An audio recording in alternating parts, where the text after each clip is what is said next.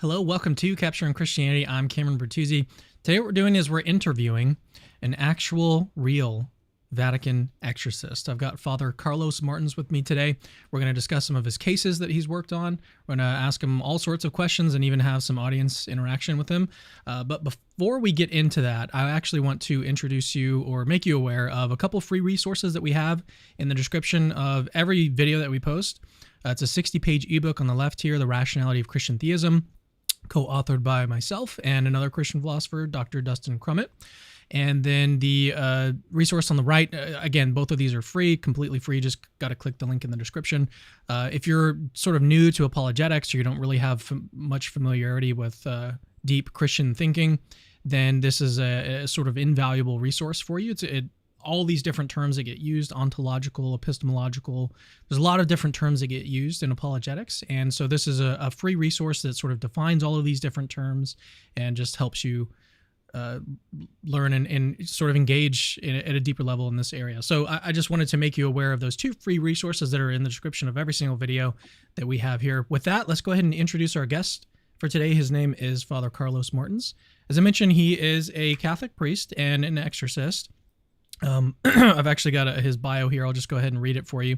Father Carlos Martins, he's a leading exorcist of the Catholic Church. Throughout his 2 decades of ministry and service, he has helped set people free all over the world. Father Martins also leads Treasures of the Church, a ministry of evangelization of the Catholic Church, helping people experience God through encounters with relics. I'm very interested in, you're an exorcist, and that's sort of what you're, I guess, I don't know enough about you to say this is what you're most well known for. What would you say that you're most well known for? Is it exorcisms or is it your relics evangelism ministry? By far, it would be the relics evangelism ministry. But one correction in your description of me, you described me as a Vatican exorcist. There's no such thing as a Vatican exorcist. Okay. I work with the Vatican. I work with the Vatican in different capacities. So I'm known for that. I am also an exorcist. So what would the difference be? Exorcism is always permitted. It's always sanctioned, authorized at the local level, at the level of a local Catholic bishop.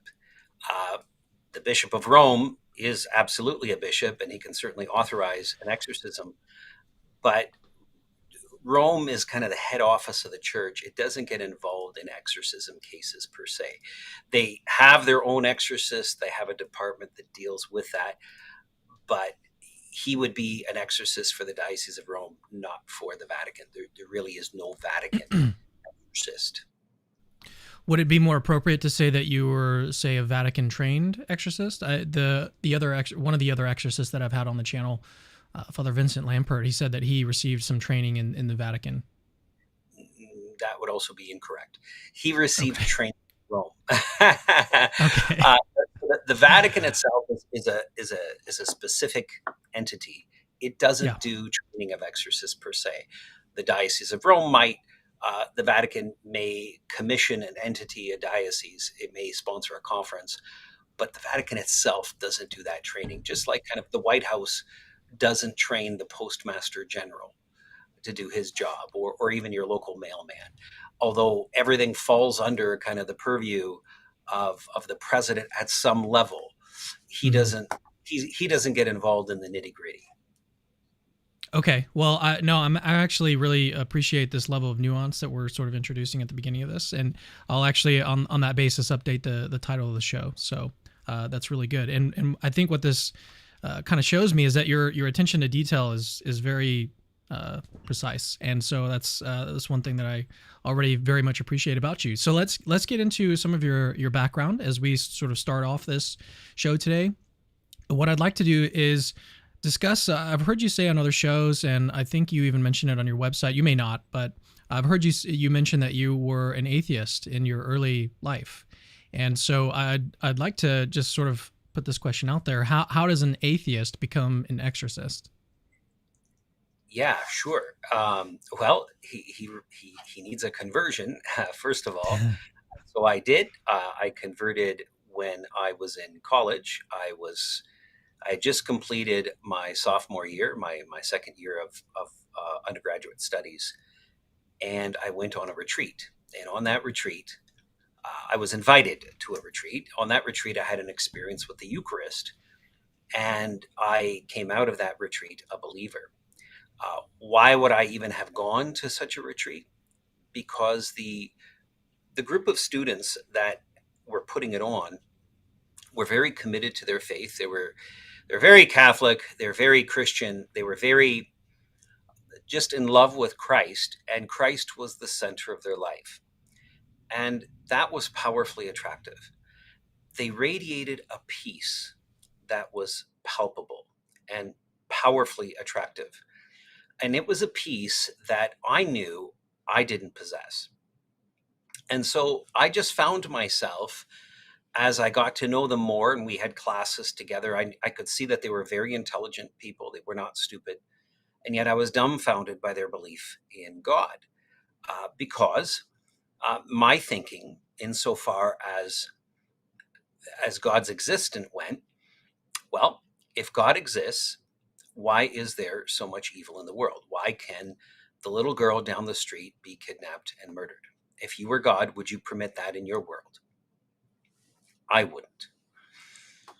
If God exists, why are there so many different religions in the world, each one contradicting the next? If you were God, would you permit different religions in the world? I wouldn't.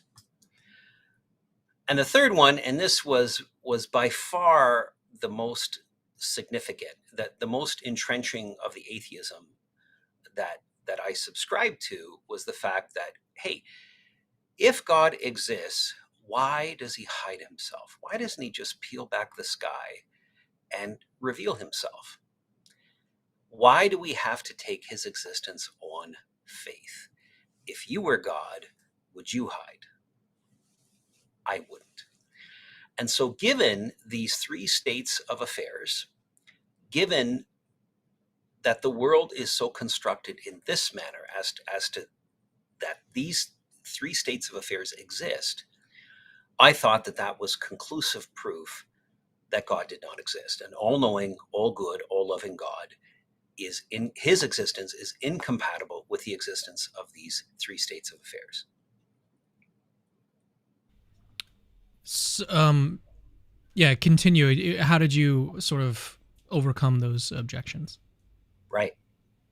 So, living in these in atheism, I mean, so atheism was very much an intellectual conclusion. It was the conclusion of an intellectual process. I wasn't happy about it, because I could recognize that we are wired by nature to want to live forever.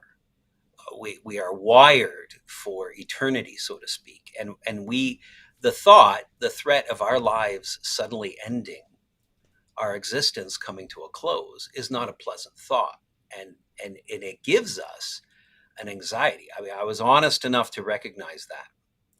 So what happened simultaneously with that is I encountered this small group of students, and there was a couple of professors that were very committed, deeply committed to their Christian faith. They wore it on their sleeves. There were no qualms from within them of defining themselves by it.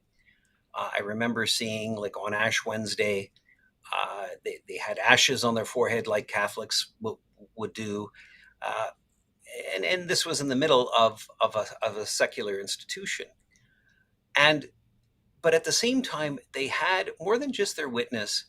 They had a profound peace that radiated from them. And the story that I like to tell, the anecdote I like to recount, is one morning I was having coffee with one of them in a coffee shop on campus. We were sitting at a round little table that are, the kind of round little table that is ubiquitous in a coffee shop.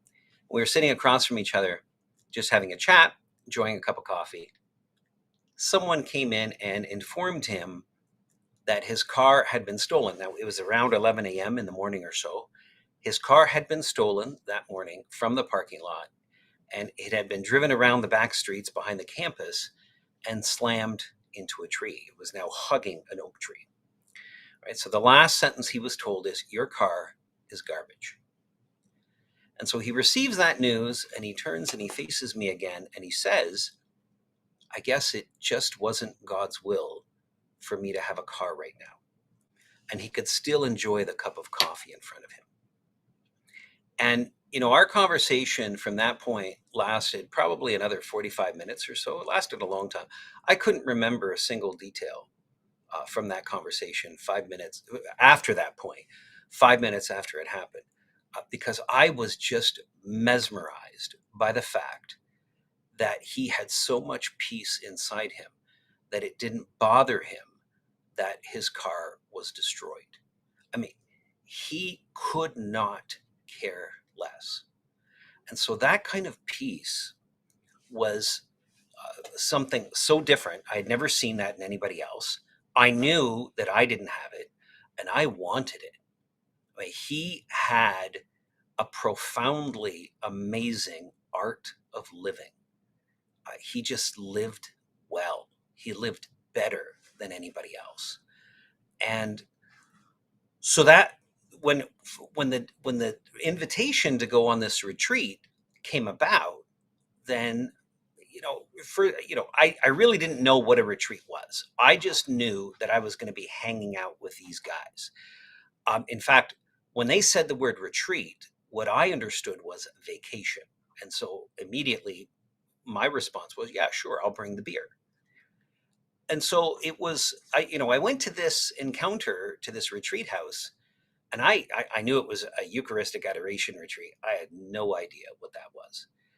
And when I got there, so there were six of us, and the 24 hours of the day were divided by six persons. And so that means 4 hours per each man. So that is a a heavy load, to say the least. 4 hours of prayer in front of the Blessed Sacrament, in front of the Eucharist, which Catholics believe to be not a symbol of Christ, but Christ in his physicality. We take Christ at his literal words. And I might add, for that matter, every single Christian did until around the year 1500. So that was a universal and ubiquitous belief in the Christian church. To be a Christian for the first 1500 years of the church meant you believed in Christ's real presence in the Eucharist.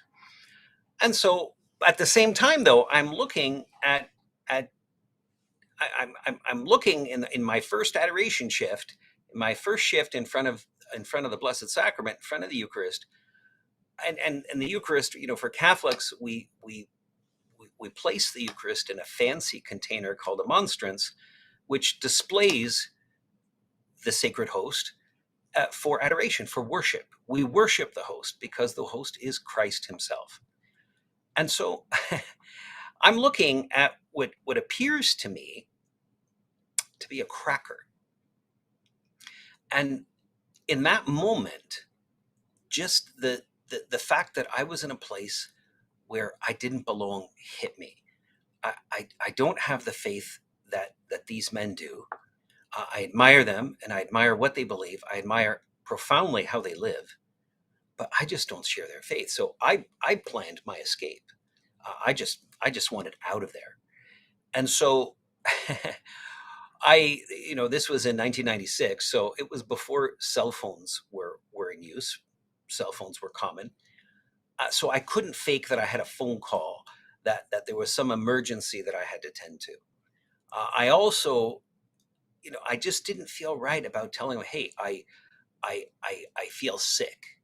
I gotta leave. I had too much respect for them and for their Christianity, which was already compelling to me. It was compelling not at the level of belief, but absolutely at the level of respect. I knew that these people believed something, found happiness within it, a happiness which was mysterious to me, which I was not convinced wasn't some delusion at this point. But what I could not deny was the effect it had in their lives. They didn't believe in a lie. They believed they believed in a reality which to them was worth forging one's life around. And so I sat there and I thought, what can I do? I've signed up for 4 hours a day for 3 days. What on earth am I going to do? And so I couldn't bring myself to lie to them. And I did an act which is still astounding to me today.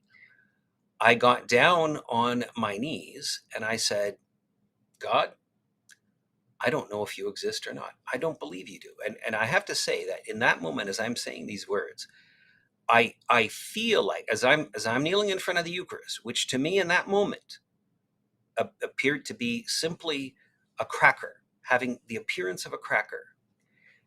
I felt that this was the equivalent of kneeling in front of a tree and talking to it.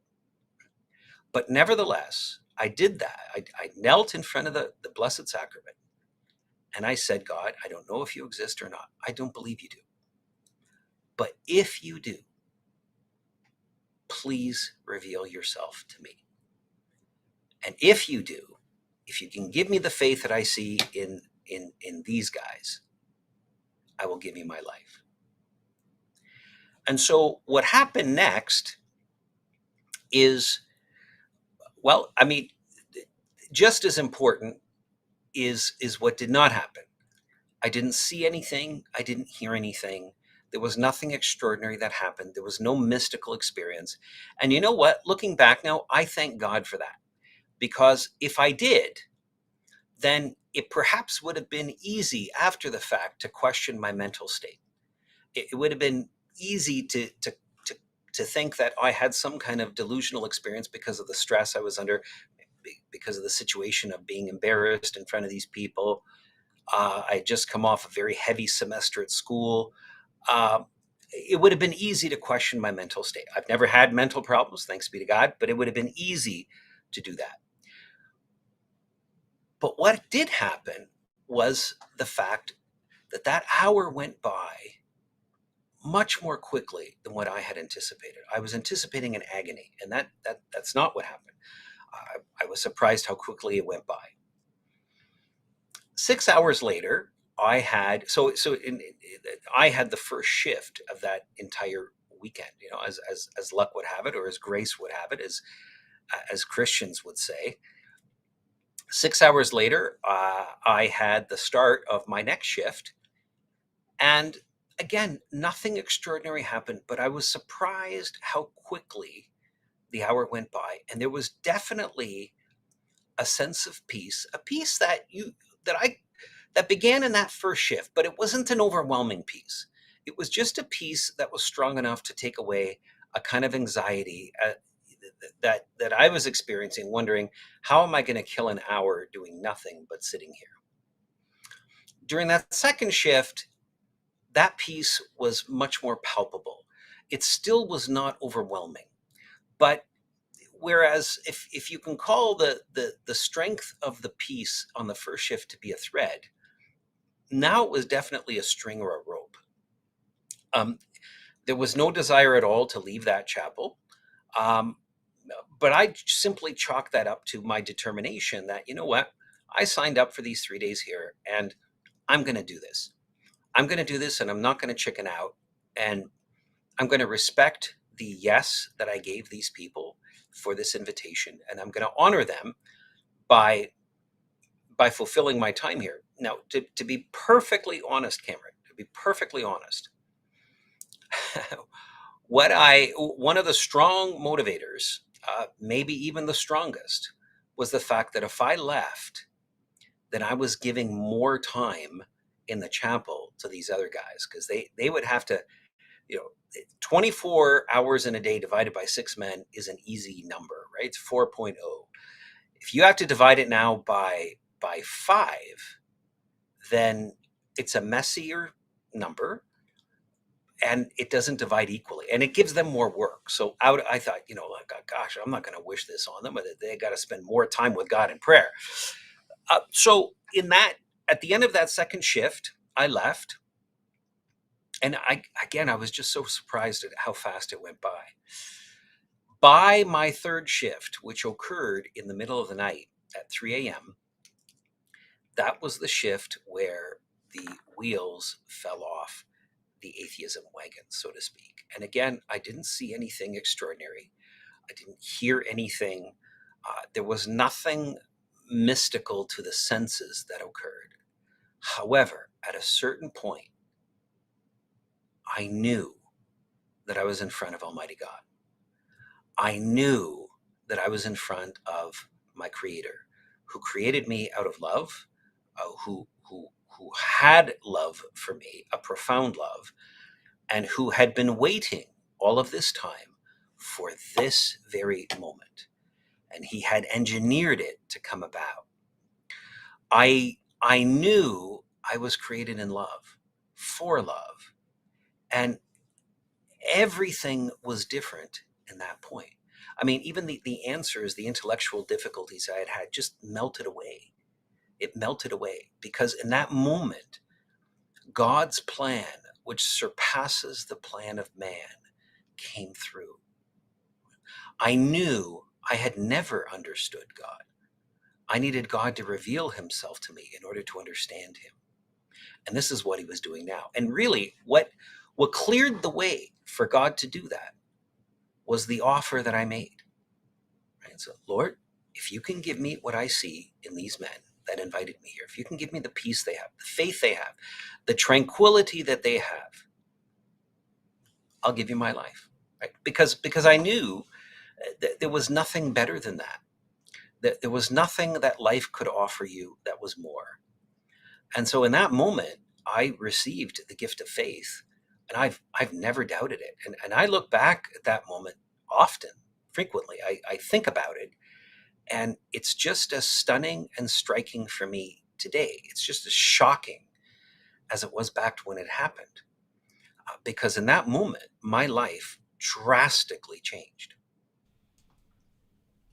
So how does one go from that to becoming an exorcist? Well, subsequently, I had a, I had a, I had a, I was there was another retreat I was on. It was 7 years after that retreat, and what that retreat was, it gave me faith. So life was different now. My identity was different. I finished my undergraduate studies. I went on and did graduate studies, and then I started a career in teaching. And it was 3 years into my career in teaching that I got a call to the priesthood. I was again on a retreat, and so I entered seminary, uh, received my formation as a seminarian, and then was ordained and began ministry. And it was during, actually, the year prior to my being a priest, that I was called into my first exorcism. It was a house infestation, and at the time I was ministering at a church, staffed by three priests, and they served as exorcists for the diocese. They did the exorcism cases, but they worked with people, and there was just so many cases coming at them that when something like a house infestation would come by, like uh, strange phenomena, harassment stuff happening in a home, one of them just turned to me one day and said, "Hey, deacon, batter up, go get rid of the devils. There's the holy water. There are the prayers. Make sure you're back by 4 o'clock because we're all going to dinner at 4:30." So that's really how it came back, how it came about. And so I went into that house, and I just kind of knew by instinct.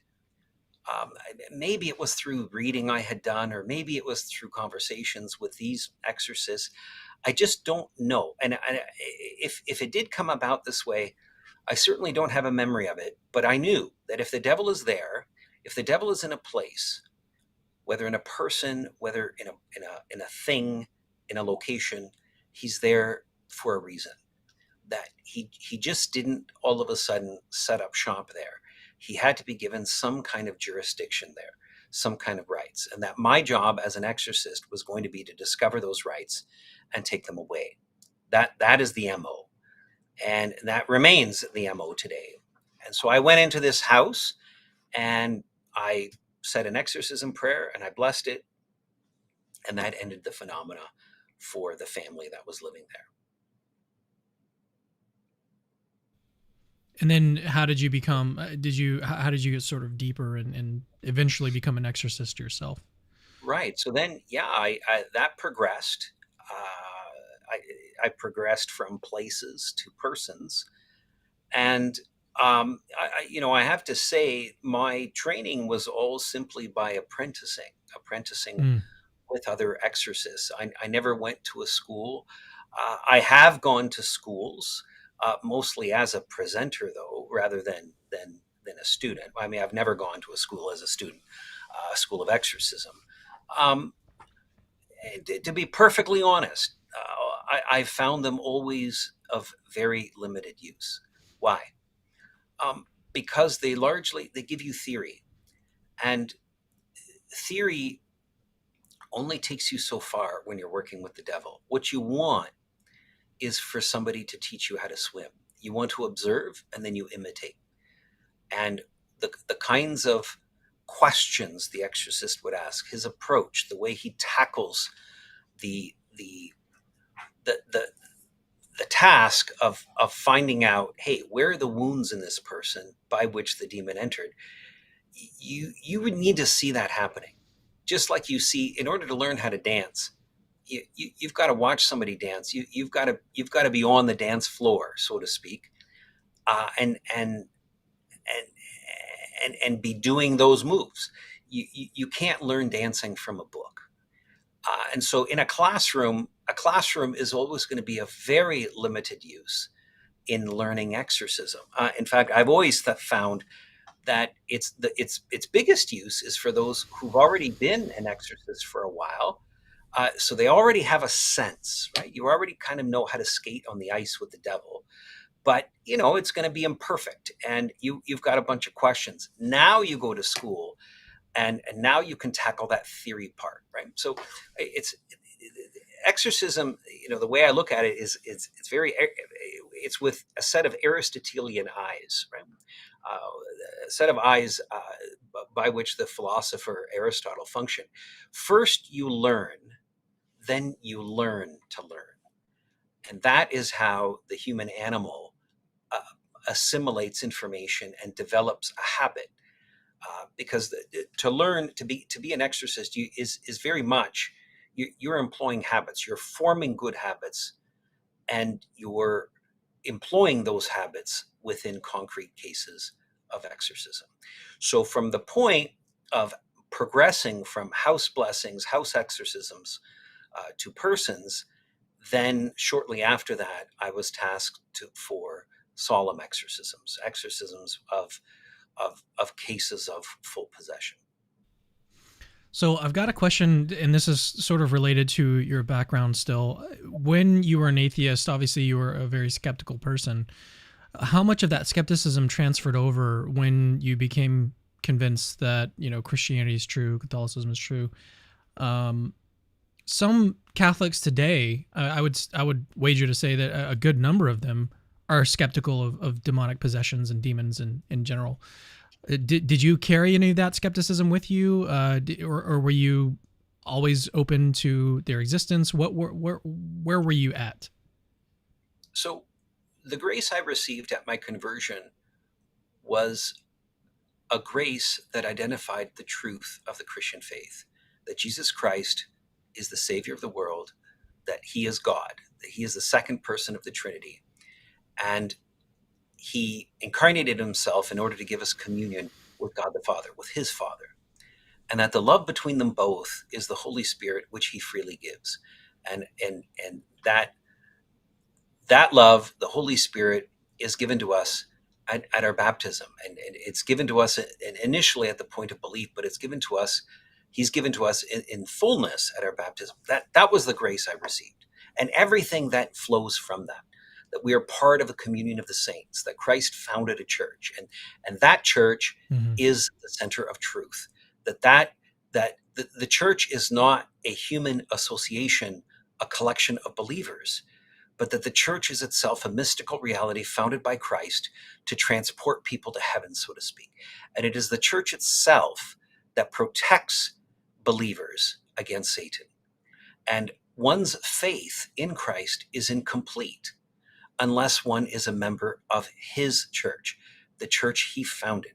Not the church Pastor Jones founded in 1983, but the church founded by Jesus Christ, the visible church, the structure that he inaugurated.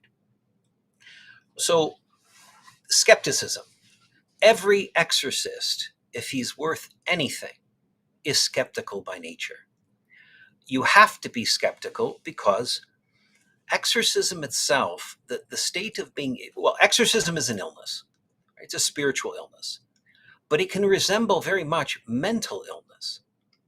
And if, frankly, some people in the world are just so strange, foolish, needy, that they at times will even fake demonic oppression in order to receive attention.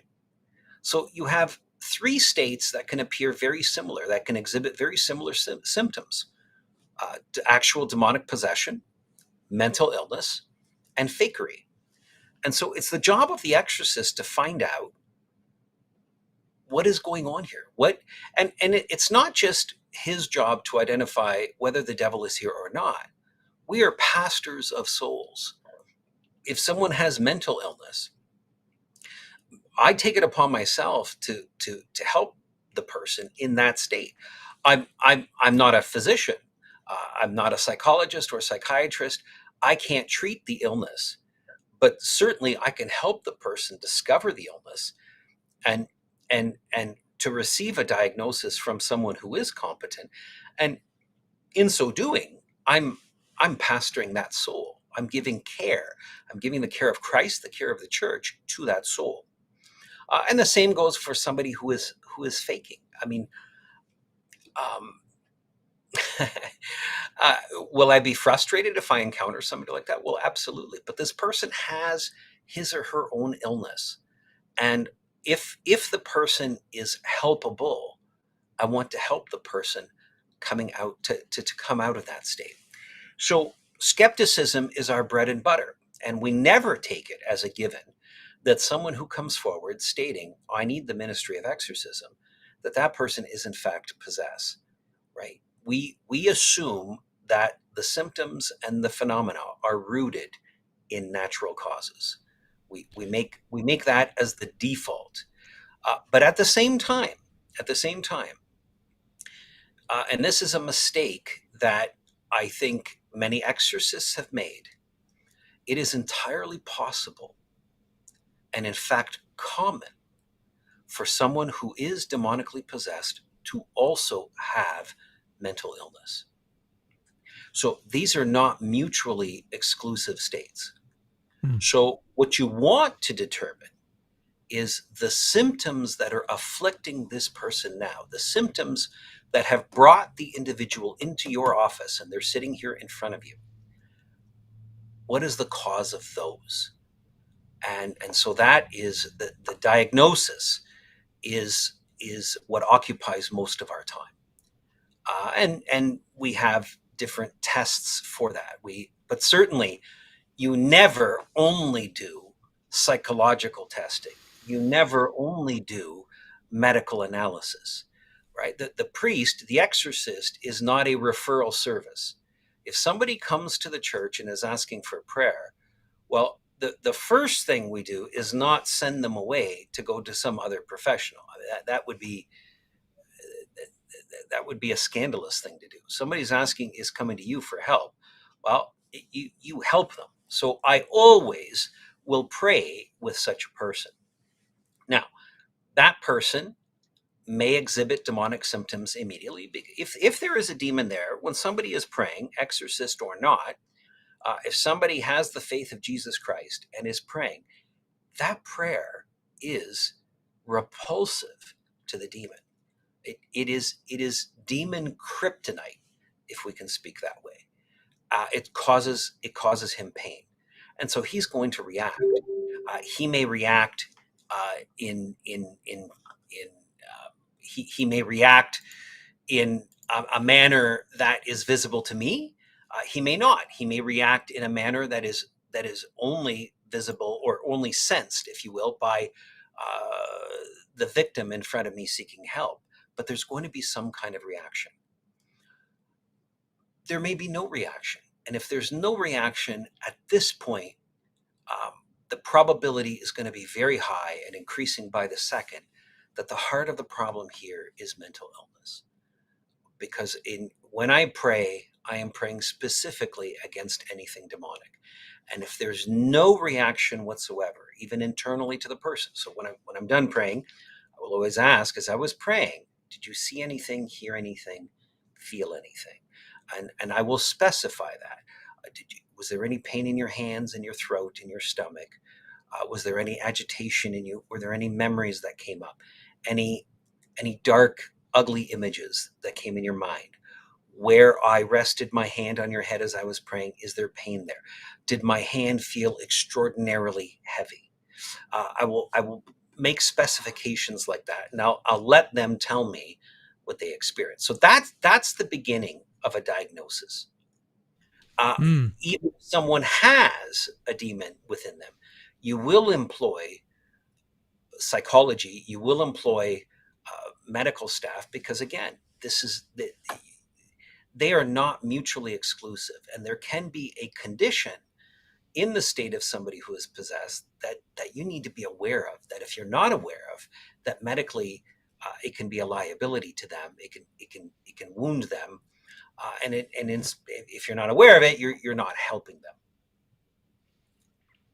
In my view, exorcists are not too unlike medical doctors in the sense of you look for symptoms, specific symptoms, and you'll make a diagnosis based on those symptoms. And you also will have them, as you say, you'll run different tests, and you'll encourage them to get psychiatric testing and like blood work done, and all sorts of things done to sort of rule out these natural causes. But I guess the question that I've got for you is, you say that you're a skeptic, and that you're not just, and that's every exorcist has got to be a skeptic in order to be a good exorcist. And so, what are the indicators that you look for to come to a diagnosis of someone is either oppressed or possessed? What are the specific things that you look for, and then how do you make that determination as Sure. a skeptic? Sure. So the thing to understand is, if a demon is present in somebody, they may not be possessed. There's different grades of of demonic hold that people can get themselves in. But what we're talking about is within a body, within an individual, that there is now a spirit that is not their own, that is present alongside theirs. And in order to understand the dynamic here, we need to understand what a human being is. A human being is not a body and a soul. It's not a body with a soul within it. We are bodies who are souls. We are ensouled bodies, if you will. So it was never in God's plan for there to be a separation between the body and the soul that occurs at death. That was never part of God's plan. And so we are in integration. There is no point, there's no dividing line between where your body ends and your soul begins. Right? That would be a fake artificial distinction. When you die, there is that separation, and it's definitive. We can see. We look at a dead body. This person is not here any longer. This is the shell of who they were. So when a spirit is present, he doesn't replace the soul of the person, but he can take over the animation of the body. And this is part of the mystery of God's creation. He created humans to be capable of possessing more than one spirit inside them, right? To be capable. This, in a sense, it's not surprising. Paul, in his epistles, identifies over and over again how we are members of Christ's body. We are limbs on the body of Christ. We're body parts on that body. And so what that means is Christ's spirit enters into us. And his spirit is exactly what we receive at baptism. We receive the same spirit of Christ. The spirit of God enters into us. That spirit is what makes us holy. That spirit is what generates within us the good actions that we're called to do. That spirit leads us, it guides us, it counsels us, it informs us, teaches us, and so forth. But it is possible for an evil spirit to enter inside us. It's possible. And even if he's not inside us, he can be around us. And so So let's make another distinction so that we can get to a proper understanding, because that's what we're working towards. The devil is a fallen angel. So he was created as an angel, same with all of the demons. They are fallen angels. But an angel is a being, is a spirit that has no body. So an angel is a reality, an intellectual reality. It is a spirit. Each angel is a person, but it is a person without a body. And so there is no physical limitations upon them. What does this mean? Well, an angel doesn't travel. It has no need to travel. It doesn't have a body. Therefore, it's not limited by space and time. So an angel, any angel, your guardian angel, is just as present to you as he is to the planet Pluto, as he is to the farthest recess of the universe, to the bottom of the ocean, to the highest mountain. And he is present in all of those locations simultaneously, because all of them are equally available to him as any other. Right? So the first thing we need to do to understand the angelic reality, and by extension the demonic reality, is to get rid of the notion that angels travel, that they have that they have a physicality to them. Right? They don't. When we say a demon is inside somebody, he's not literally inside, because that would imply that he is contained within a body, right? That the body would somehow limit him, and that's not the case. What we mean by that is that the demon has somehow gained a legal jurisdiction to manipulate this body, to manipulate this person, to push his or her consciousness aside and begin inhabiting. Right? That's what we're saying. A demon is, angels were created with incredible intellects. Right? They are not limited by any physicality. So they don't learn the way that we learn. They learn, all the knowledge they have is gained through intuition. So we have to reason things out, right? We'll take two pieces of information, and if they are connected, we can deduce using syllogistic thinking, using reasoning, we can derive a conclusion. They don't have to engage in that process. Whatever they have, whatever information they possess, or whatever information that we normally would need to calculate, they have instantly at their disposal. So when we look at a clear blue sky in the summer, we see immediately the sky is blue. We don't have to reason that it's blue. It's immediate to us. Angels have all of their knowledge in this manner. So they don't have to for us to determine the thousandth digit of pi, right? The relationship of a circle, of the diameter of a circle to its circumference. We have to calculate that. An angel knows that instantly. Right? It's not even the fact that he calculates it. He doesn't have to calculate it. He knows it immediately. Right? This is the power of an angelic intellect. An angelic intellect has a perfect memory. So everything about you in your life, the angels witness. Anything that is observable, anything external, they know that. They know about you. They've spent your whole life studying you. So they have phenomenal information about you. And this is why they can exercise a temptation that's going to hit you right in between the eyes. Right? They're able to produce something that is maximally attractive to you based on your own makeup and your own composition. So all of this, angels function in this manner, demons function in this manner.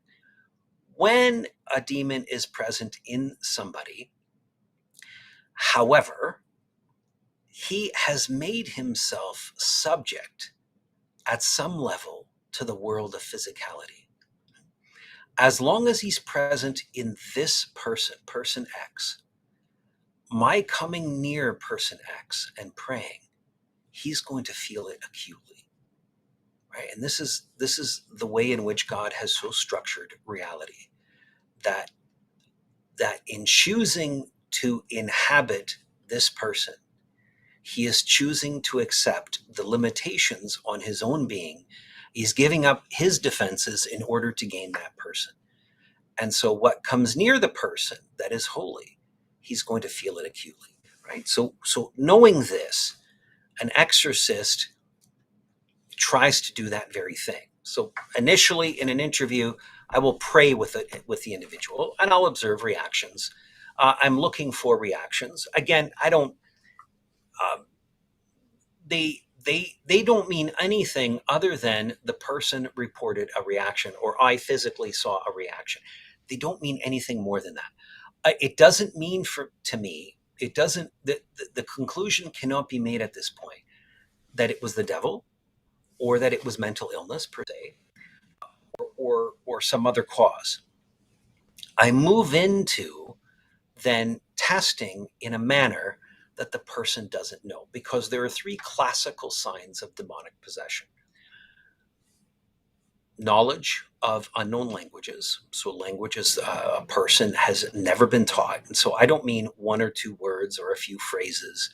I mean perfect knowledge of that language, that they can function and speak in it using perfect grammar, perfect sentences, and they can respond to questions. In other words, formulate a thought based on that knowledge, based on a knowledge that is theirs.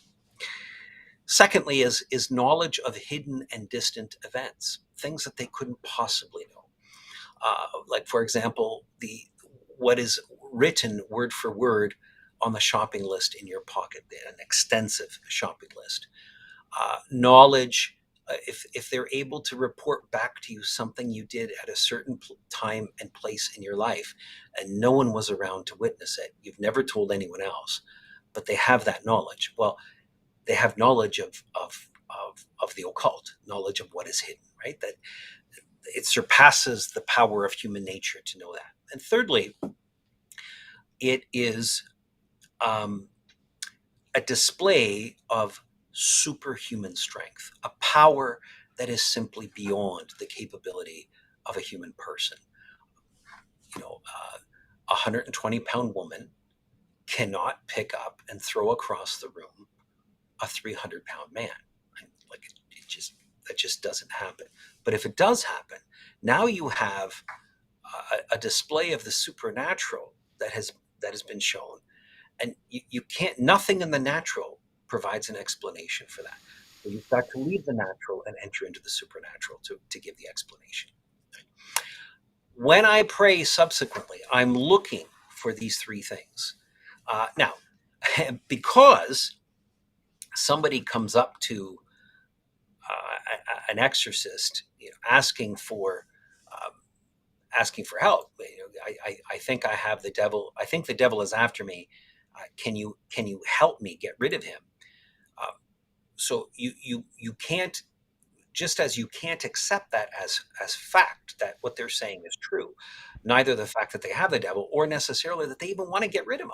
Right? You can't presume either one of those merely because somebody tells you. You have to now apply a testing that is beyond the human subject's perception. You have to be testing them without they know that they're being tested. And how do you do that? Well, one of the common tests that I've employed in the past, and I'm thinking about one case, the next podcast that I have coming out in my series, the Exorcist Files, it involves this case, and it was a possessed firefighter. And so what I did was I had when I interviewed him in my office, I had a glass of water, just like this, like I'm drinking out of now, and I put it on top of a shelf on one of my bookcases, one of the many bookcases that line my office. And it simply looked like a simple glass of water that was left on a shelf, but it was holy water. The human person didn't know that. I knew that. And so when he came in, he sat down, and I just created simple conversation with him.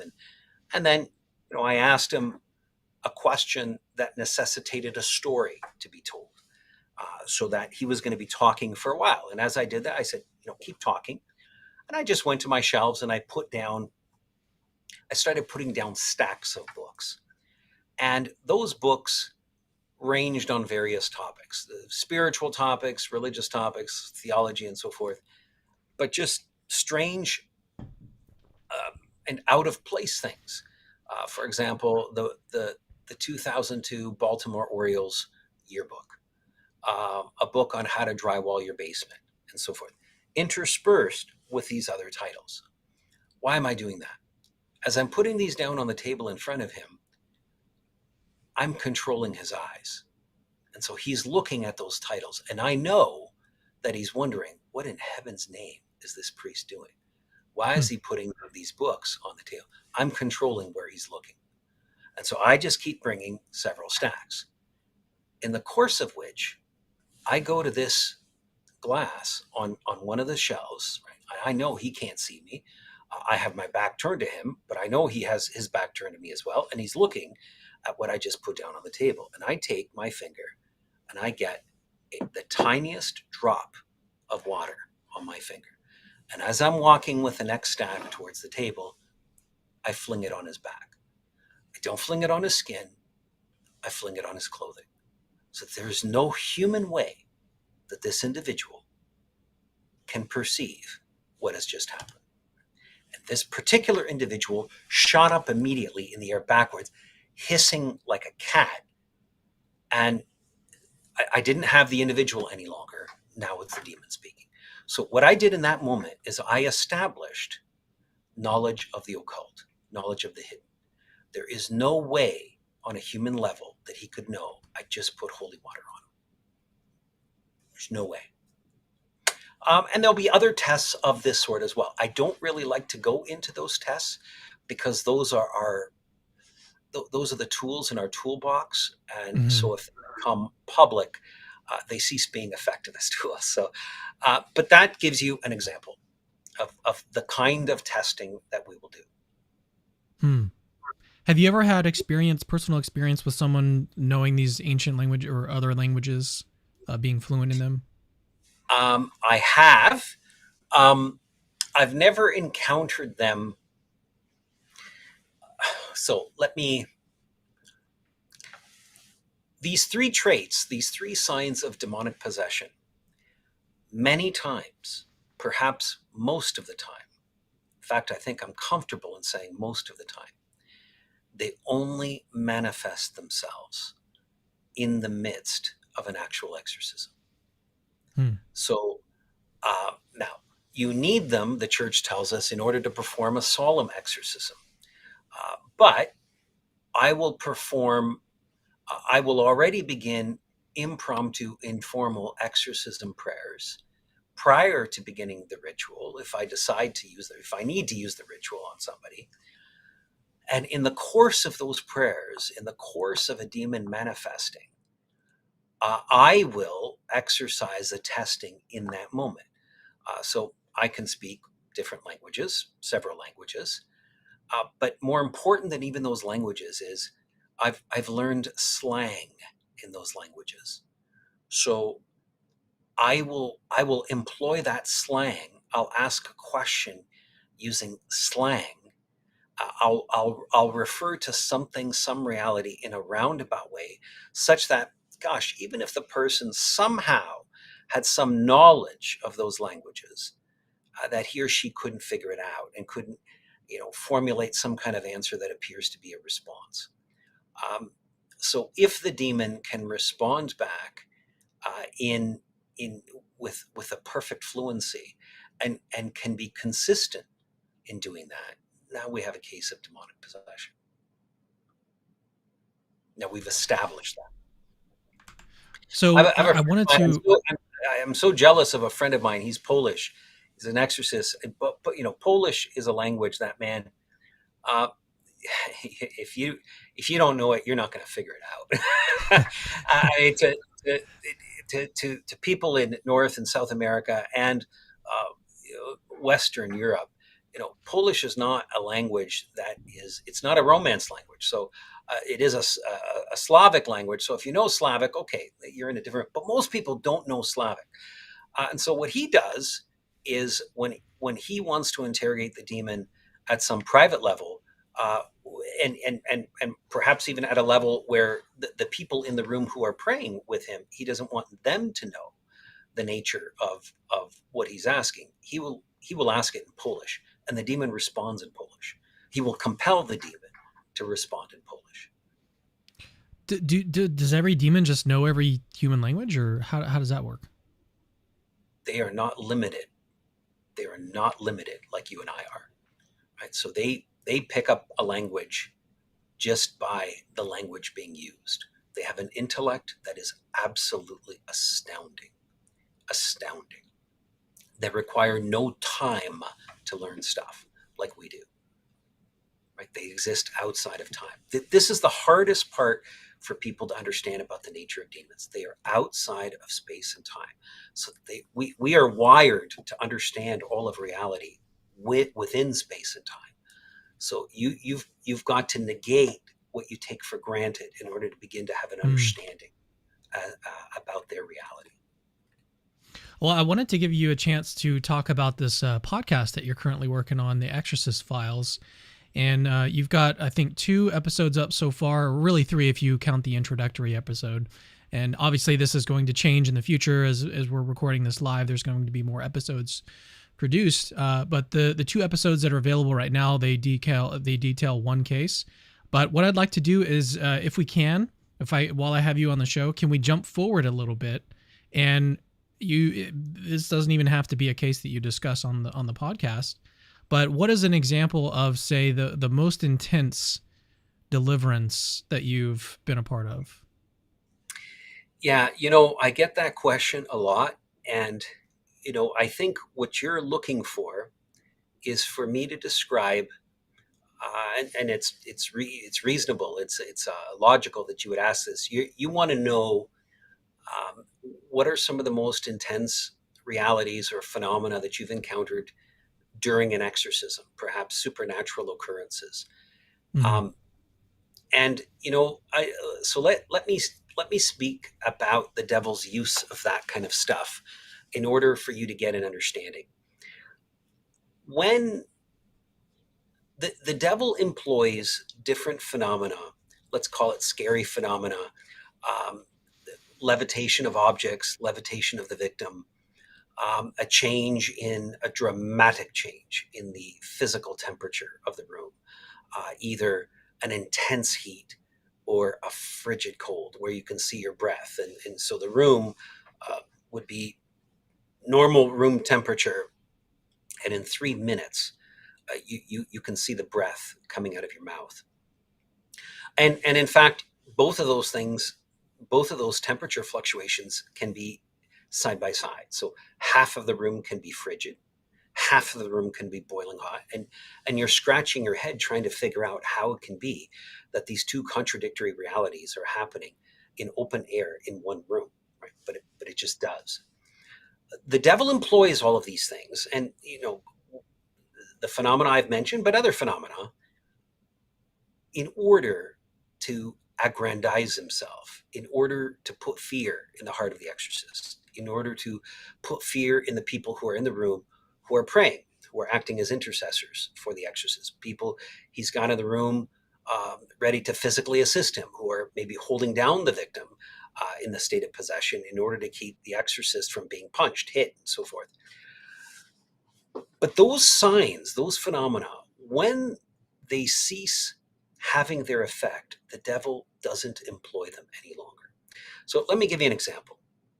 So, Cameron, if you were brought into an exorcism and you see a chair in the corner of the room suddenly pick itself off the floor and it starts hovering 3 feet off the floor in the room, that might get the hair on the back of your neck up if you see that.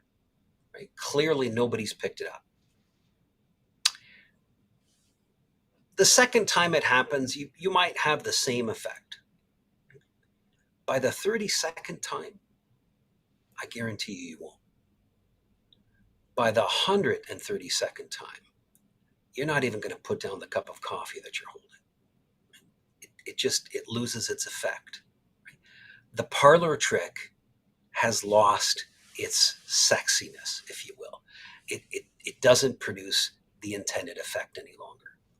So as you work in this more and more, those kinds of signs happen less and less because the devil is not getting the effect that he wants. And so he doesn't waste his energy in trying to produce them. He takes his energy and he diverts it to trying to put up a resistance to the prayers of the exorcist and of his team. So your question was, what are some of the most sensational? I forgot how you put it. Most sensational things that you Intense. intense. Truthfully, it's not the physical phenomena that you can see or perceive with your senses. It's the way by which he's ensnared people, the trickery that has been used, and the way in which he has solidified himself in the victim by altering their thinking and their beliefs. That thinking that I will never be free, and making them not want to be free because he's put a threat in there. Like, if you leave, if you make me leave, if this exorcist works, if this exorcism works and I leave, I'm going to go into your kids. Right? So he's modified their thinking, their desire of wanting him out of them through a threat. And so my job as an exorcist is futile as long as the victim doesn't want him to go out. Hmm. So that's also one of the areas you're looking for, right? Have there been threats made? Tell me those threats. Tell me them honestly, because I can't help you, and I can't undo the effects of the liar and his work if I don't know the lies that he's told you. You just have to put more trust in me than you do in the demon. So And part of my that's easier said than done. That, 'cause the devil is a master manipulator. interest in this topic as a Christian apologist is due to the fact that I see a lot of overlap between the miraculous and demonic activity, in the sense of, if these stories are true, if at least some of them are true, this provides pretty good evidence for the Christian story. Depends on, of course, which case you're talking about and which case in question. But I wanted to kind of get your thoughts on this. Do you think that exorcisms, the demonic, can this be used in one sense as a tool for evangelism? Well, certainly, I think it can, and that's why I did this podcast. That I wanted it to start a dialogue about this area. And why did I want to do that? I discovered the results of two surveys that I found utterly fascinating. So Pew did a survey, and they found that in a 5-year period, that the demographic of 18 to 29-year-olds, that in that 5-year period, that the number of those individuals that left organized religion and embraced nothingness, right? That became completely irreligious. In that 5-year period, it increased by 1/3, which is a staggering number. Yet at the same time, in a separate survey, it was discovered that in the same demographic, the same age segment, 18 to 29-year-olds, 63% of them believe it is possible to become demonically possessed. So, and that is a figure higher than in any other age bracket. So in this demographic of 18 to 29-year-olds that are increasingly leaving organized religion and abandoning their faith in religion, something is occurring within their lives that is making them conclude that the devil is real. And not just the devil, but demonic possession. And so I thought, I have got to reach out into that area. And that was something that I do work closely with the Holy See. Um, how the project of the podcast came about was they were approached by the producers that have produced the podcast. It didn't start out to be a podcast per se. It just, hey, we want to do something on modern day encounters with evil and modern day encounters with the miraculous. And so they were given my name because Martins does both. So I was contacted, and in over the past 3 years, we strategized as to how to make this happen. And we settled on a podcast as the first instance. It's not going to be the only thing, but it's the first thing because in the pandemic, people turned to podcasting in a way like they've never had before. That's one. Um, Two, in the age segment that I particularly wanted to reach out to, young people, podcasting is a media, it's a platform that they're very comfortable with. They can find a podcast within seconds. So it just became a way to make things very accessible for people.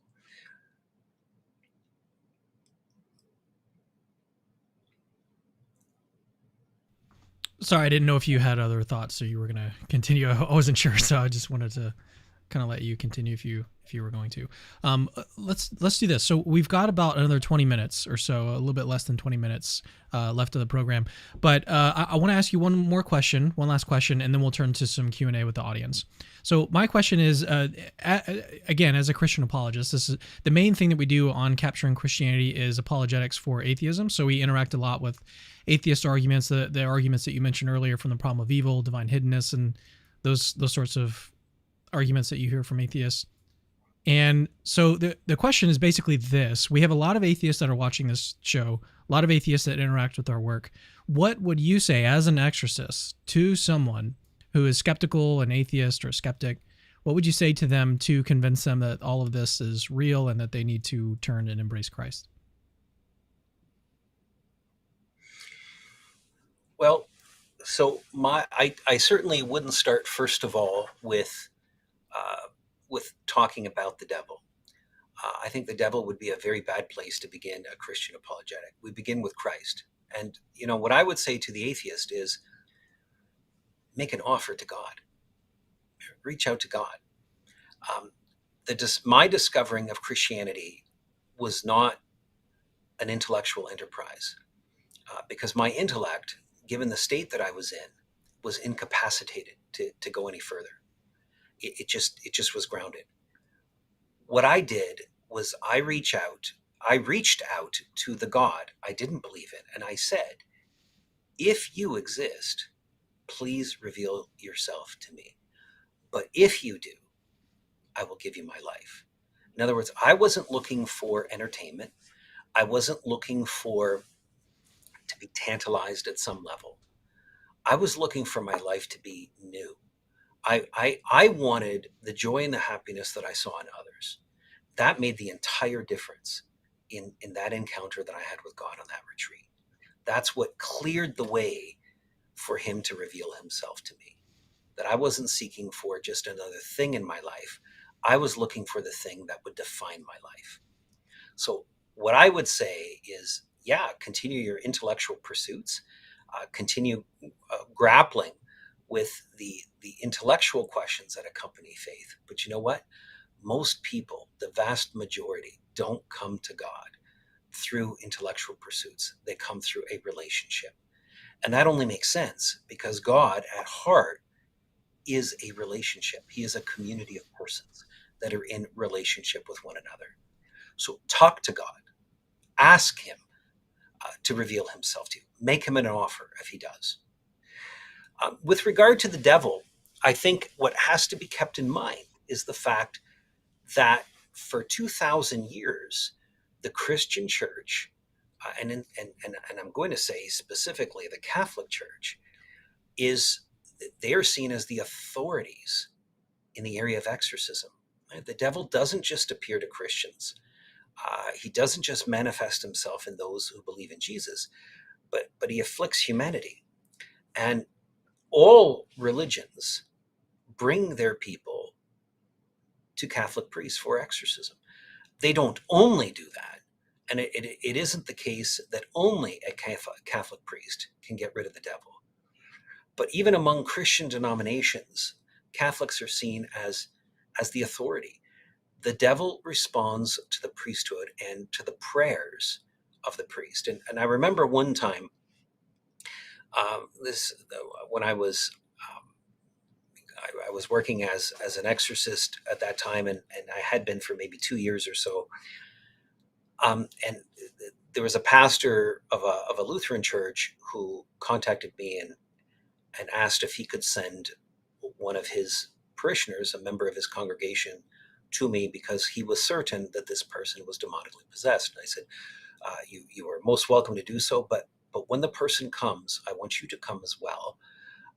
I don't know that individual, you do, and I'd like to have you just in the room. And that's kind of standard that I do. I always want somebody either from the family or if it's a pastor that is recommending the person, I want that pastor in the room as well, because he's on hand to fill me in on things that I might need filling in on.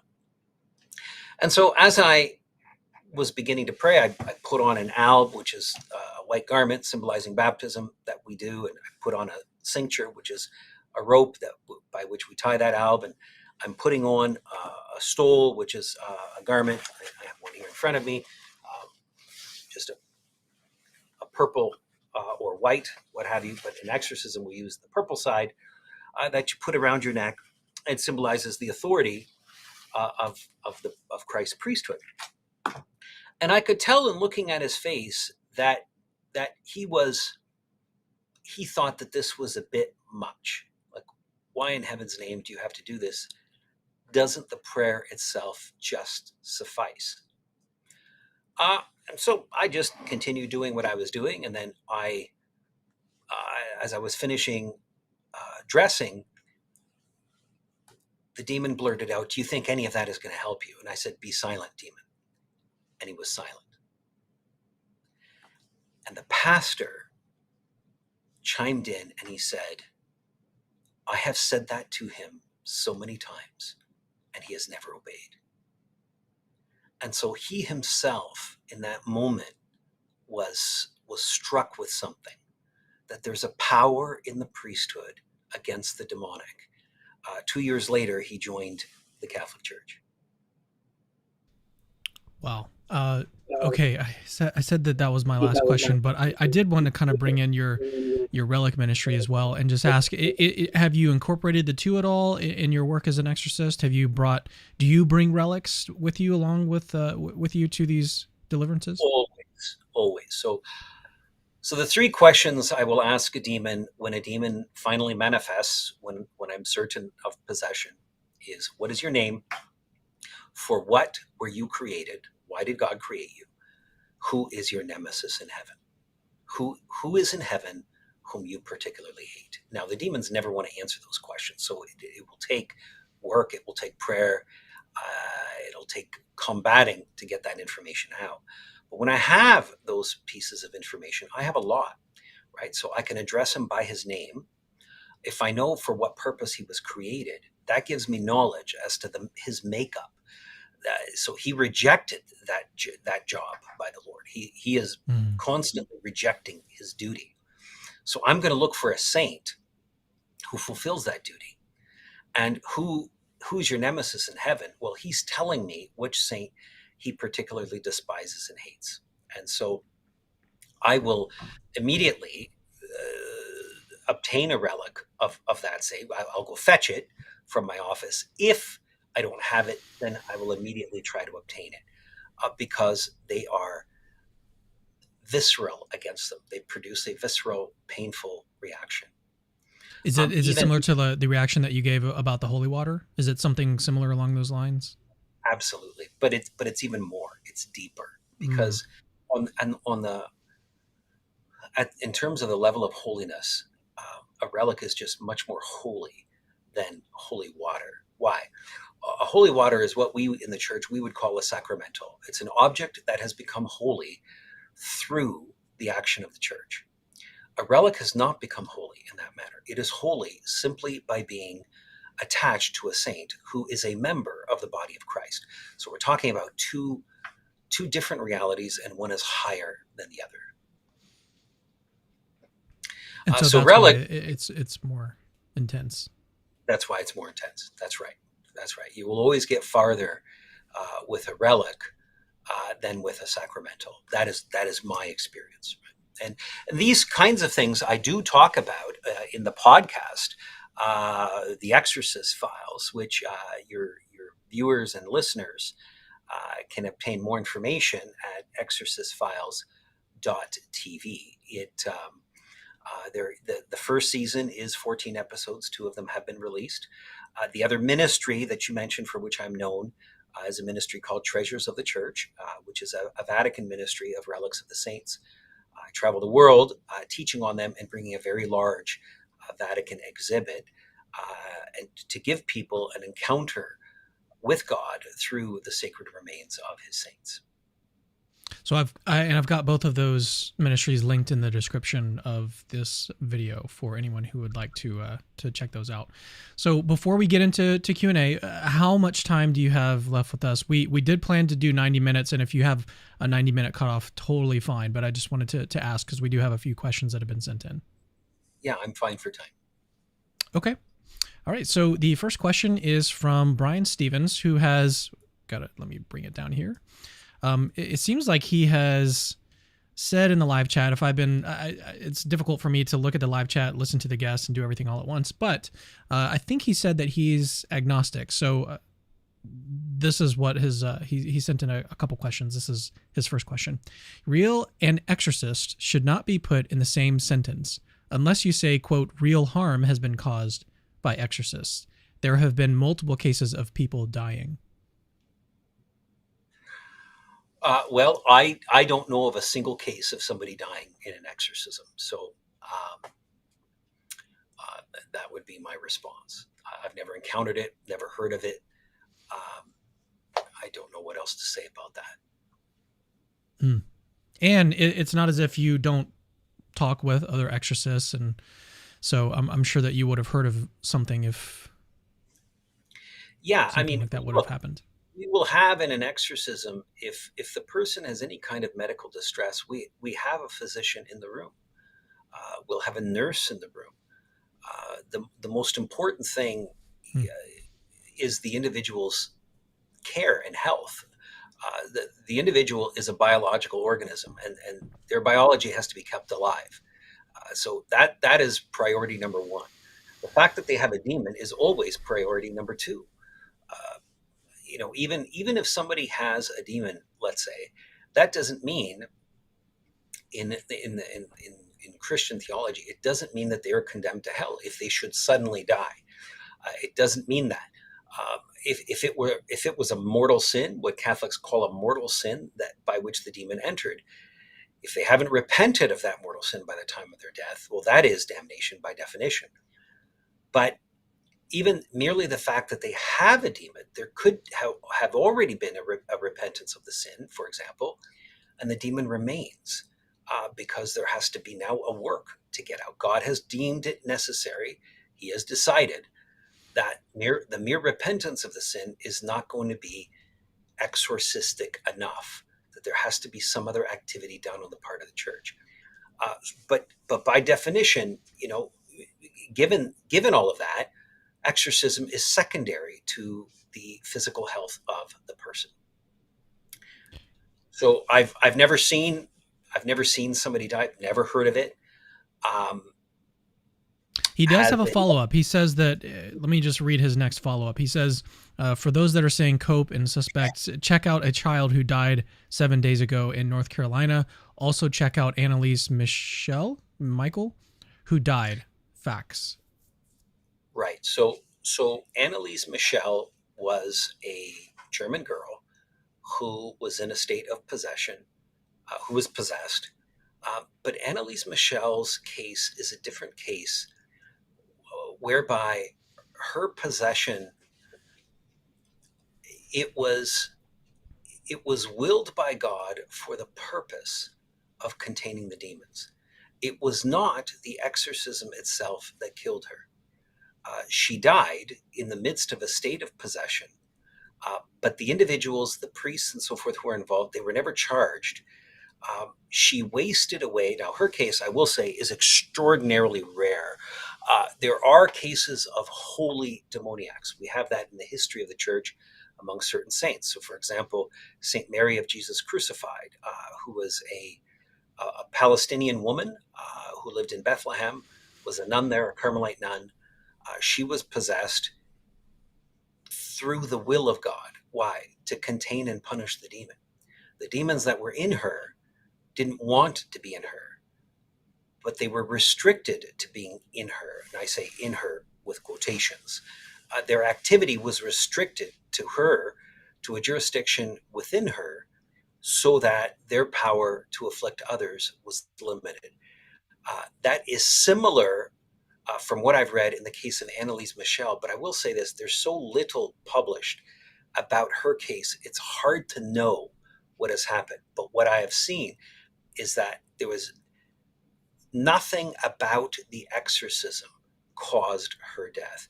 Exorcism it consists of prayer ministry.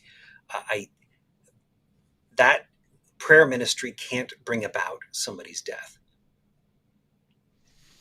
All right, moving on, we've got a question from Daman. He says, where could someone find the official comprehensive Catholic procedures or policies with respect to exorcists, appointing them, exorcisms, etc.? Yeah, we don't typically publish that. The books exist. I have a copy of it right behind me on my bookcase. We don't publish it because it's intended for exorcists. It's not really intended for a public consumption, not because it's by its nature secret, but because it's something the church produces for exorcists. It's not something intended for public consumption. That being said, if you did digging around the internet, you're going to find all of that information relatively easily. So that's the best I can do for you. I can't point you to a book on Amazon or some other book in a bookseller, at some bookseller that you can obtain, that you can get. The books are published; they're obtained directly through the Vatican. One has to be an exorcist in order to obtain them. All right, we've got 3 more questions, and then that will do it for us today from Jesus. It's better to see both guests, you and Cameron and the priest. When you share only one screen, it feels like a video class. I'm totally okay with doing that. Actually, I do other things while I've got a guest speaking. I'll be looking at comments and managing the stream. So he says, my question, is it possible to devils to reach heaven? For devils. So is it possible for demons to be saved? In other words, am I understanding that correctly? I took him as saying, like, are demons going to actually like be in heaven? I don't Absolutely. know. Absolutely not. So the fallen angels made a decision to rebel against God. And their decision was made with angelic intellects and wills, which are very different than human intellects and wills. When a human makes a decision, he can then come to a place where he has learned the error of his decision and he thinks better of it. And then he changes his mind and makes the opposite decision. This is normal for human beings because most decisions that we make with limited knowledge, and we may come into a place where our knowledge has been sufficiently increased that we see the need to revise our decision.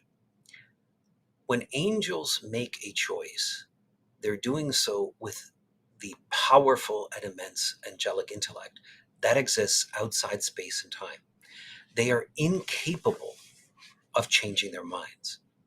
So the decision they make is a decision made outside of space and time. That means it's an eternal decision. It's a decision they are making at every moment. And I'll give you an example. In the course of an exorcism, you will, at times, an exorcist will be pounding on a demon, so to speak, with the prayers. And at a certain point, the hold is breaking, and the possession is very close to ending because his grip is now so weak that he knows that he's going to be cast into hell. And so sometimes you'll have a demon that will move in to try to make a deal. Okay, if you let me stay, I'll promise I won't afflict the person as badly as I ever did. Right? Of course, I'm not taking those terms like just get out, period. But you'll also find at times a demon that becomes emotional, so to speak. It starts wailing, starts crying, and starts. You can see the distress that when he leaves, I'm going to experience.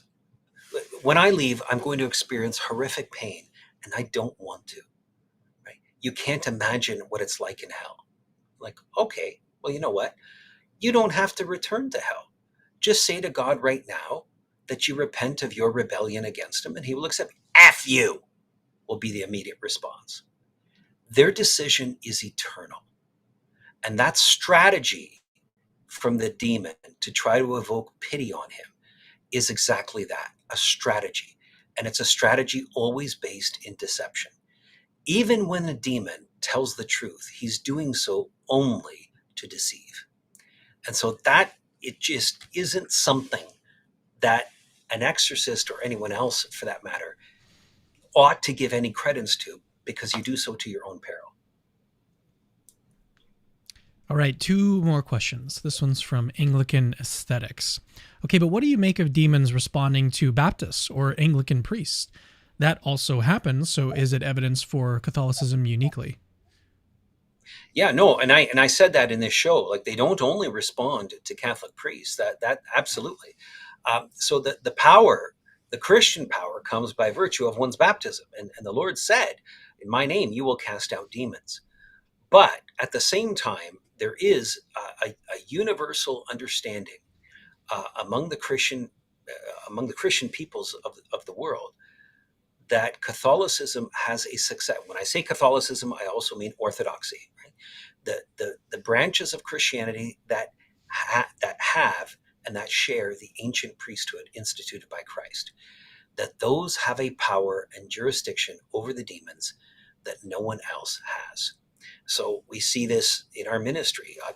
I see it in mine, where Christian denominations bring cases that are extraordinarily difficult, where the demon of the hold of the demon is not able to be broken by prayers that have been uttered by their congregational community, and so they're bringing them to the church for its ministry.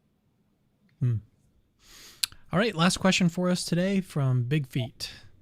Are other deities like Krishna or Zeus potentially demons, or angels mistaken for deities? Some people still believe in them. You know, it's so ironic that this question is being asked of me. So last week, so I had, for half of the week, I performed exorcisms, and one of the demons, his name was Zeus. So uh, was it the Zeus of Greek mythology? I don't know. If I were to ask the demon that, he might say yes. But you know, that kind of question, the demon doesn't have to answer that. And any answer he gives, I can't rely on it to be an honest answer. The only honesty I can compel, or any exorcist can compel out of a demon, is relates to the circumstances of this particular case, of this victim that you're inhabiting. I can compel an honesty with regard to what is going to get him out. But insofar as his own biography and his own history, um, he can give any answer he wants, and I can't compel an honesty there, because it doesn't relate to the pastoral situation at hand. It doesn't relate to exorcism. We're entering into a different realm. So I never ask questions like that. It would be dangerous to start believing information that is unnecessary and gratuitous from the Prince of Lies. And also, I think it kind of goes back in line with what you said earlier about being a skeptic as an exorcist is a big part of it. And it would make a lot of sense to be skeptical of someone who, Right. as you say, is the king of lies. So, And we will encounter periodically a demon. You know, I've encountered demons that identify themselves as Satan. Are you the Satan? Yes. Only God knows. We certainly do encounter demons that are higher in authority than others. Generally, the first demons that show themselves in a possession case, the person is inhabited by more than one. They're the lowest level, lowest ranking foot soldiers. And they'll be the ones being thrown out to take the initial punishment. And only when you've cast them out do you move on to other layers. In some cases have multiple layers. And so you're peeling those back before you can get to the one possessing spirit, the one that holds the rights. And you, as an exorcist, you're working your way towards that demon. Do you mind? We did just have another question that was sent in. Do you mind taking that one or? Sure. Okay. Um, this one is from Are We Supposed To? And his question is I'm not a skeptic, but I have been asked this question whenever I bring up these things to family or friends who are non believers. Why are none of these events ever recorded either through audio or video? Thanks. Yeah, a really, really good question. We don't record these events because of the dignity of the victim. So the demon he drives the victim to do. He's using the victim's body, and he does things with with the body that is undignified, that is scandalous.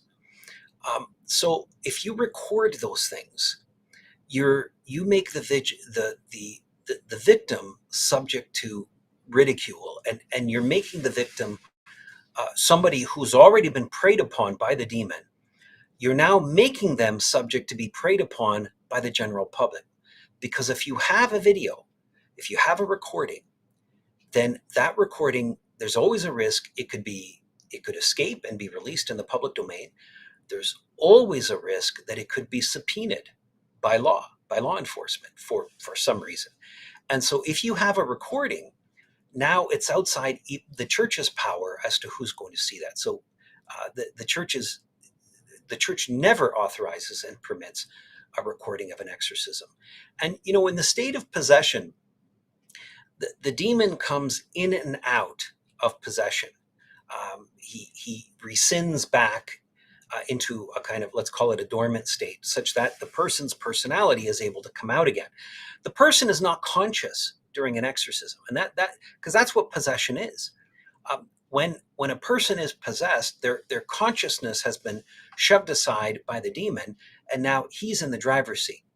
So when somebody is in a state of possession, that victim, when he or she comes to, is not aware of what just happened.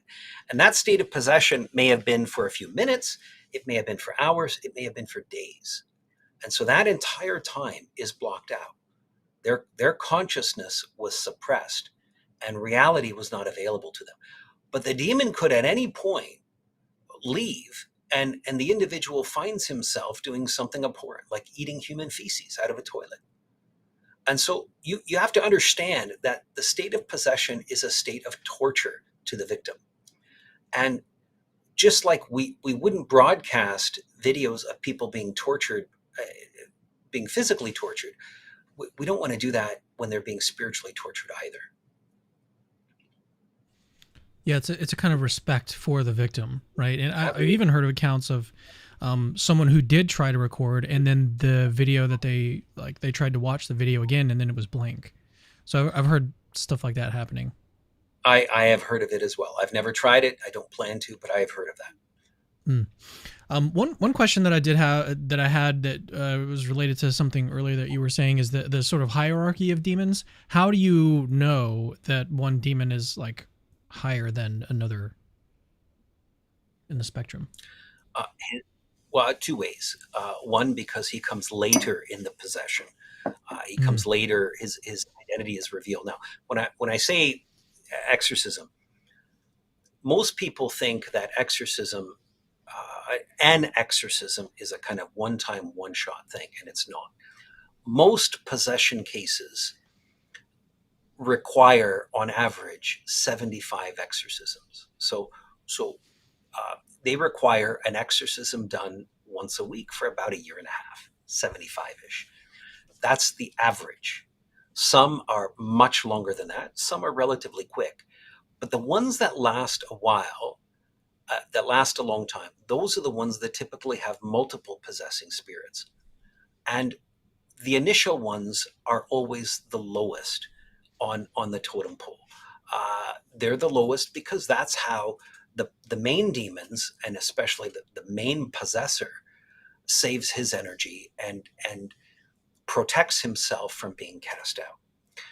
The other way that one knows is just the sheer strength of that demon uh, relative to the others. And typically, when you have a main possessor, it isn't even the fact that the initial demon is who the main possessor is, but there's an exchange of rights in the demonic kingdom. So maybe it may have been a lower level demon that obtains access to the person. Those rights are given to a big guy, and that big guy, just his sheer power, his resistance, his character and nature is much more difficult to deal with than a lower level one. Often they will be mute spirits, like you hear about in the scriptures, where they don't talk. Nothing I can compel them nothing I can level at them will make them talk, because in their nature, they're not speakers. Just like in their nature, most demons I encounter, when the possession happens, their eyes roll into the back of their head. So for the next 2 hours, 3 hours, 4 hours, the entire time of the exorcism, I just have two white eyes with no pupils at all staring at me. And yet, the individual will know exactly what is in the room. And with an uncanny accuracy, the demon can reach out, if his arm is free, and grab somebody by the throat and start squeezing. Mm. So without eyes, they can see without any problem whatsoever. My last question is related to what actually happens at the moment of deliverance. In my interview with Adam Bly, he said that I think his figure was 9 out of 10 victims see the Mother Mary. Has that been your experience as well? What happens at the moment of final deliverance? What do they report seeing? What happens? So I would not have that statistic. I wouldn't share that statistic with Adam. Um, I think it depends. When Adam Bly is involved, he's involved with an exorcist, because Adam is a layperson. He's not an exorcist per se. He's immensely talented and helps exorcists. He's helped train them, but he's not the one issuing the command. So Adam is with a certain individual, or with certain individuals when that's happening. And that might be the phenomena that occurs with them. And it's not to say the same phenomena occurs with every exorcist. I certainly have the victim at the moment of liberation sometimes see the Blessed Mother, sometimes see a saint, or see Jesus. Sometimes they don't see anything. But what you see is an immediate difference in the eyes. That you see the person. And that's the best way I can describe it. Throughout an exorcism, I'm looking into the eyes of the victim. I'm looking at something that is inhabiting them, that has a definite personality. When that personality leaves, it's unmistakable. You can see that. The eyes are the window into the soul. And so I'm seeing the individual now. I'm seeing this person. Oftentimes, what I see is that there's a brightness coming from their person, almost like a glow coming from their flesh, that the light of Christ is now in them, and it hasn't been in them for a long time. So I see more of those kinds of phenomena, those kinds of facts happening. Now, is there anything that you would like to leave with the audience? Anything that we haven't discussed that you'd like to mention before we close out the show? Yeah, I would just like to say, which I've already said. I said it in the midst of my own conversion story, but also in the exhortation I've already given. I just want to reemphasize that exhortation. If you don't believe in God, if he's not a reality for you, ask him to make him that reality. Because if he does exist, he is quite capable of making himself known to you. So stop searching for evidence of him and ask him. Or I mean, you don't have to stop searching for evidence, but more than that, make a dialogue with him your focus, because that is what is going to be much more effective at giving you what you desire and what you were created to have. Well, Father Martins, it's been great to have you on the show, and I was really pleased to hear in detail your conversion story. Is this the first time that you've actually been able to air your story in such detail? No, I've told it before.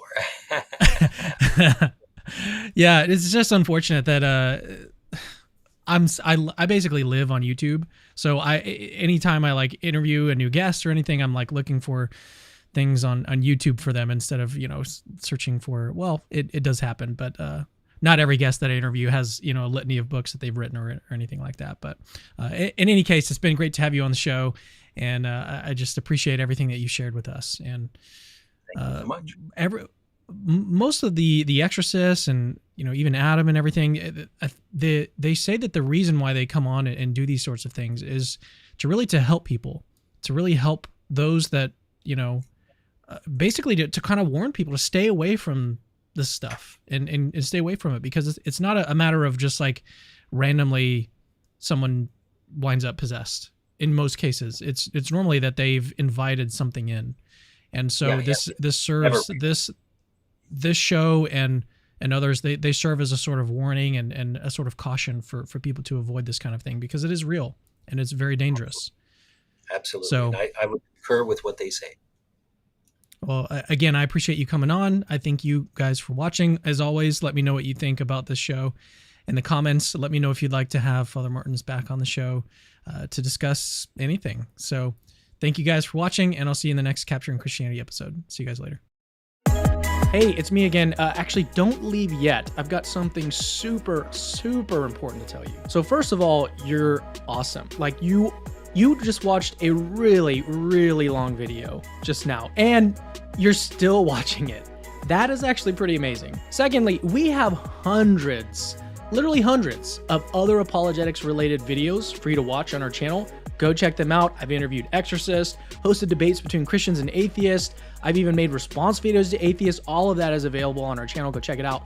Third, I rely on people that see value in my work, people like you that watch videos to the very end, to keep the lights on around here. Literally, this is how I feed my family. So if you see value in the work that I do, please consider supporting this ministry and becoming a patron. Links to that are in the description. Oh, and have I mentioned that Christianity is true?